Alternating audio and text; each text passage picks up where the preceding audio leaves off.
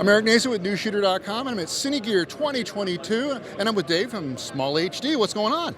How's it going? It's good to see you. Thanks for coming to the booth. Yeah, it's great to be here. I mean, show's kicked off today, and it's looking good. There's people here, which is a little bit unlike last year. No nice, kidding. Yeah. Hey, so we got the new Action 5. It's looking really good. Yeah. Have a few questions about it. People in the comment section after it came out had some pretty valid questions. So first off, let's go ahead and talk a little bit about the functionality, the features of the Action 5. Yeah, I mean, so I would start off just talking about kind of the goal of the Action 5. What is the goal, right? Mm-hmm. The goal of the Action 5 was not to necessarily make a small HD monitor for small HD users. Mm-hmm. It was to make a really easy to use monitor for beginners. Okay, so the whole idea for this product was, let's try out every single $300 monitor on Amazon and see how the user experience is for someone who's never touched a monitor and is just getting into filmmaking. And we actually ordered all of these, had a ton of people come in, and we just watched them try it. And the vast majority were just confused. They didn't know how to use it, they didn't know what all the tools were, they weren't really sure how it could help them shoot. And so our goal was not to make the next Focus or the next smart monitor like the Cine 7 or the Indy 7.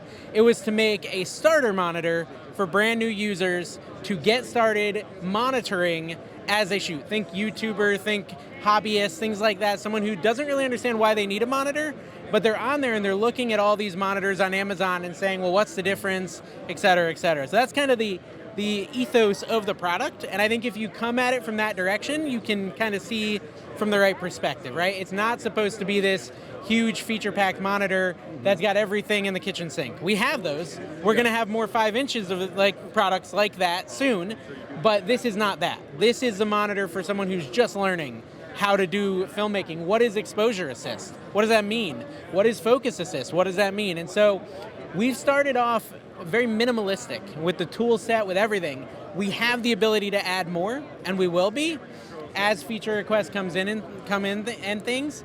But the customers I've been talking to are trying it. Some are coming at it and they're saying, oh, I thought this was going to be the next super powerful small HD, and it may not be the right monitor for them.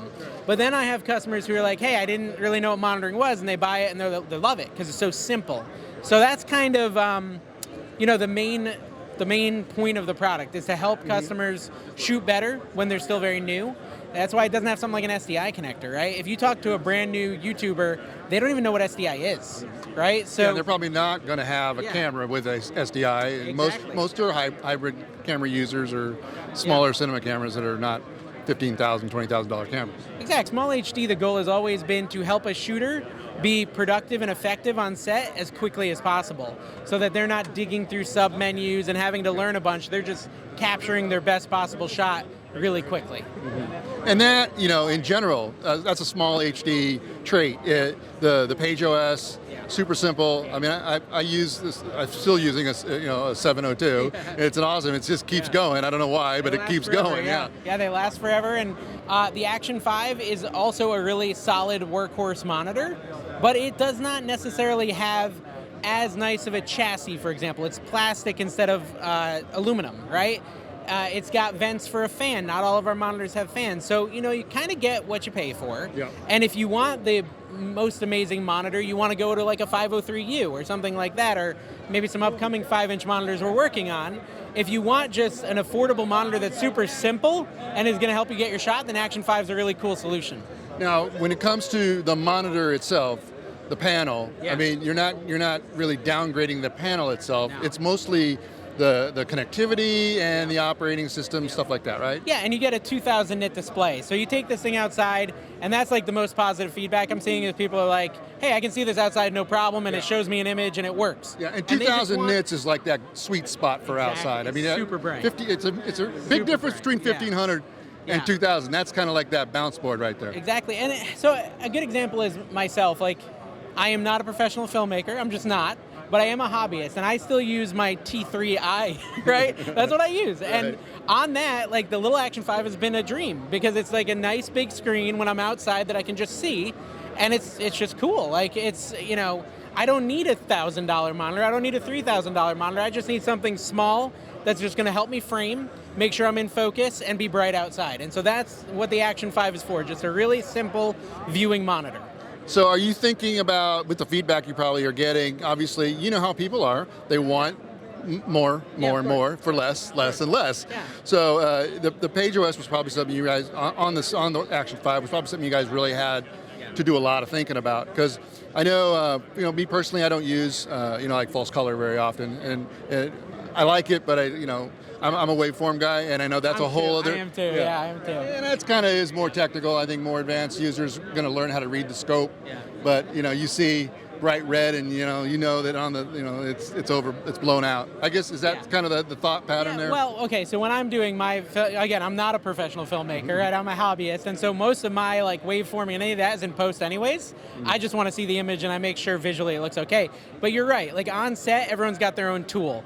What we did in the beginning is we said, okay, what are the easiest to understand tools? Let's put those in there. We want to limit it to 4 categories, right? Your focus tool, your exposing tool, your LUT tool or looks, and then your framing, right? Those are the categories of tools. And it does not have a processor like our other monitors, so it can't support everything we have. It can't support as high of a resolution waveform. It just can't, right? That's one of the reasons it's much cheaper than our other products. And so right now we have a simple, you go to expose and it's just false color, right? And there's area and spectrum options. It would be very easy for us to add an additional radio toggle that said waveform. And if you are a waveform guy, when you press expose, the waveform comes up instead of the exposure assist.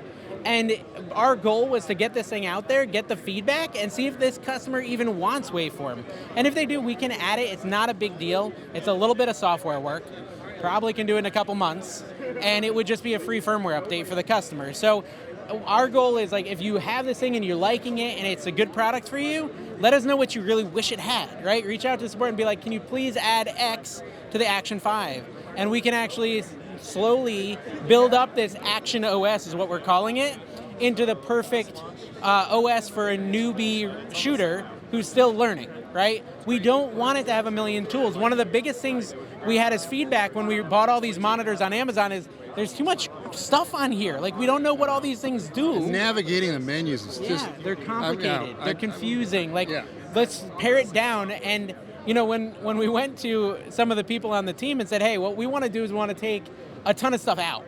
And they're like, what?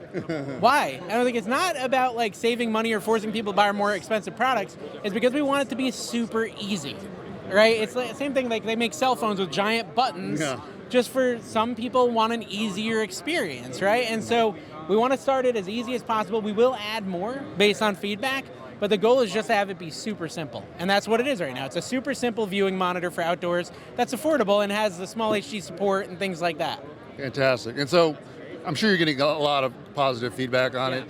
You foreseeing an Action 7 somewhere down the road? We could do that.